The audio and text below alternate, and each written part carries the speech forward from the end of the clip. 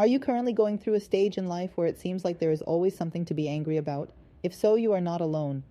You would not believe how many people there are in the world that have a hard time controlling their anger from time to time.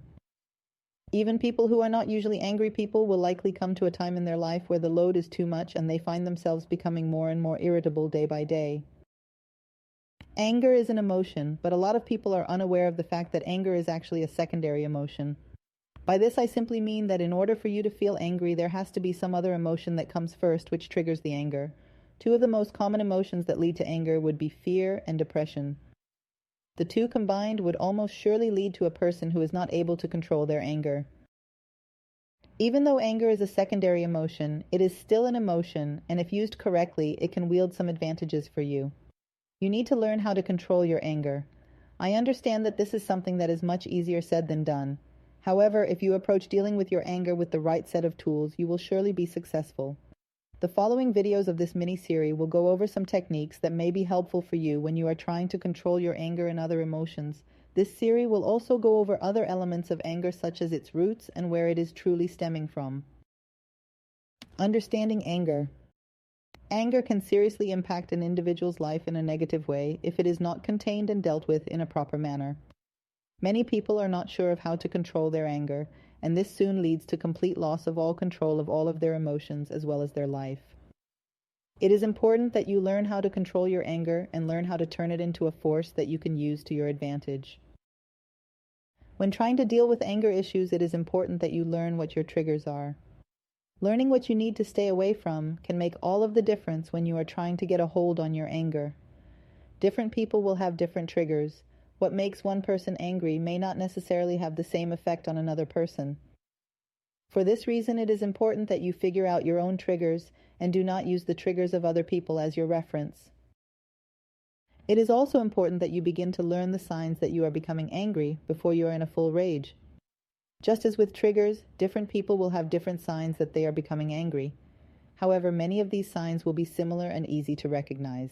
The following video will go over the basics of anger. We will discuss some different types of anger as well as some common signs of anger. These are things that are very important to know about, so make sure you pay close attention. As mentioned before, there is more than just one form of anger. Different forms of anger can exhibit different symptoms and will also have different levels of intenseness. There are also different causes of anger, and the following will give you some example of these causes. Stress. Stress is probably one of the most common causes of anger for people.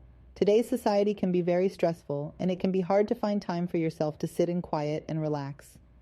The world is constantly full of noise and commotion, and this can begin to take a toll on a person's emotional well-being after a while. Financial issues. Financial issues are another common cause for a person being angry. It can become quite stressful when bills keep piling up, no matter how hard you try to pay them off.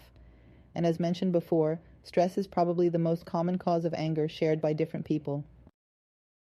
Social and family issues. A person who is having troubles with their social and family life will more than likely start to become an angry person over time. At the same time, anger issues will make their social and family issues even worse.